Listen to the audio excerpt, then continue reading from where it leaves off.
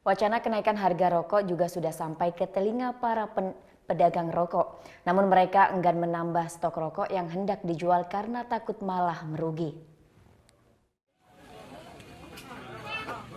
Meski wacana kenaikan harga rokok semakin santer, para pedagang rokok eceran enggan menambah stok rokok.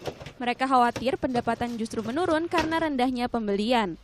Karena gini, kalau harga naik, modalnya juga bertambah, terus orang yang nyari juga bakalan gini kurang. Meski harga belum naik, para pedagang mengakui rokok yang mereka jual sudah tak begitu laku. Kalau nyetok, kalau seumpamanya memang benar naik, harga 50.000 per bungkus, ya jadinya untung lebih banyak. Tapi kalau seumpamanya enggak, aduh rokok sekarang kan lama ininya, jualnya agak lama. Gitu dah, takutnya nanti perputarannya enggak bagus ya.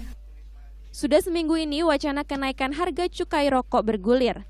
Belum ada pernyataan resmi dari pemerintah yang menegaskan rencana pemerintah menaikkan harga cukai rokok. Namun seminggu terakhir, suplai rokok dari pabrik mulai berkurang dengan alasan persediaan rokok berkurang. Surya Sanjaya melaporkan untuk NET.